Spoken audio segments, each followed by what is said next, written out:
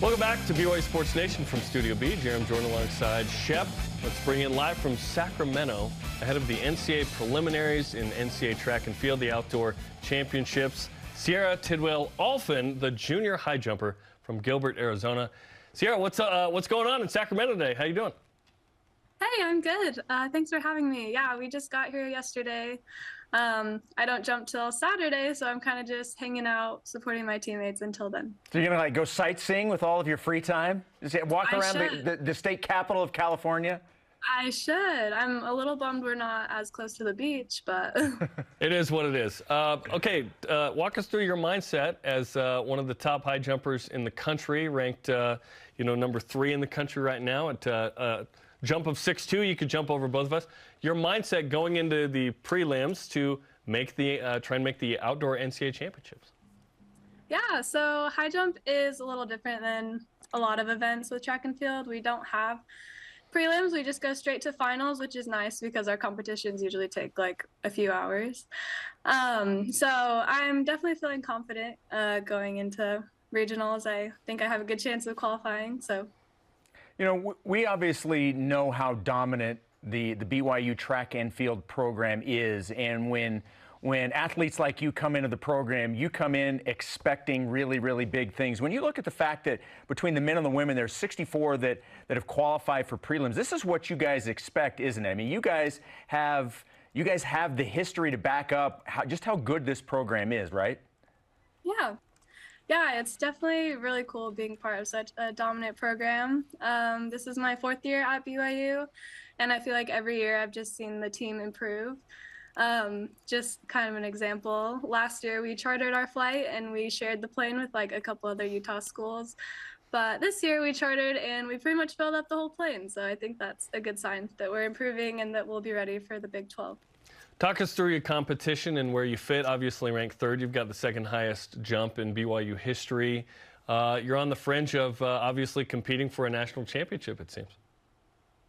Yeah, so I feel like in the past I haven't quite performed how I have wanted, like at nationals. So this year is definitely to feel happy with my performance, and the goal is kind of to get top 5. I mean, top 3 would be awesome, but that's kind of the goal. So.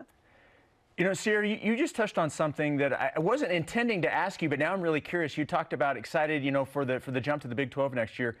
What is track and field like in the Big 12? What type of competition is there in that conference? Yeah, so ever since I've been at BYU, we haven't really had a conference. Our conference was MPSF, and it's kind of like not a super competitive meet. Like usually that weekend, it's like BYU conference champion, like in almost every event.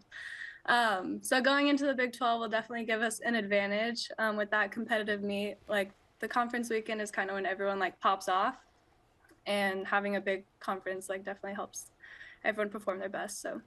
Texas #1 in women's. They will host the NCAA Outdoor Championships. I will just happen to be in Austin that weekend, so I'm showing up Saturday. So I expect to see you, cool. Which will be awesome. Okay. Walk us through your routine as you approach the high jump. You said it can take a couple of hours. How do you stay ready through that process? Yeah, that's a good question. I think the best tip is just kind of oscillating your energy. Because it takes like a few hours. You don't want to just be like hyped up the whole time because you'll get exhausted. So when I'm not like about to approach the bar, I'm just kind of like hanging out with like the other teammates and like trying to keep my mind off it kind of. But then once I get up to the bar, I usually have about like 2 cues. They kind of change from meet to meet, but this meet I'll probably be thinking about leaning in my curve and kind of being patient going up to approach the bar. So, how did you get into this? Is this something you have always done? Is this something that's come naturally? What was the start of track and field for you? Yeah, so I started in 8th grade. I actually started with cross country. I'm not sure why. I think some of my friends were doing it. Peer pressure then, huh? I hated every second of it. And then with cross country, kind of everyone rolls over to track and field. And so I did that too. And I found high jump and I liked it a lot better. So I kind of just stuck with that instead. Is there going to be a point where anybody doesn't do the Fosbury flop? Like where you just go straight, you know, some people have different ways of doing it, but like that was discovered and that's the way you do it. Yeah. I mean, unless someone has this like crazy new invention, I think the Fosbury flop is the way to go. Well, how did you practice growing up? Because for me, it was like we would like jump onto our trampoline like that, and that seemed really fun. Growing up, how did you kind of get into that? Like you mentioned to Shep, but how did you practice that? Yeah. So, I mean, I started in junior high and my coach was just like the school counselor. So I don't think she knew like a lot about the sport, but we did a lot of like jump squats, and I lived in Arizona and we had a pool too. And like, I loved swimming. So sometimes I would get in my pool and do like kind of like backflips underwater. Coach Robison, the jumps coach, is retiring at the end of the season. Been there for 30 years at BYU. What has he meant to you and this program? Definitely, yeah. Robbie has impacted like everyone on the team, like everyone he makes contact with. Yeah, he's definitely been the best example to me of what it means to love those around him.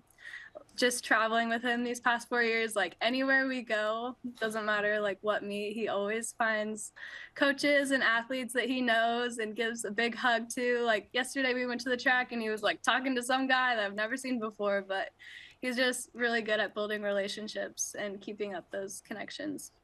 And certainly, you know, the son of Clarence, the name of Robison track, which is pretty notable in BYU history. Well, best of luck with everything. Enjoy that process in Sacramento. I don't know what you're going to do until Saturday, but on Saturday, dial it in, and then we look forward to seeing you at the Outdoor Track and Field National Championships in a couple of weeks. Good luck, and here's all the karma we can give you to do your best. Okay, awesome. Thank you so much.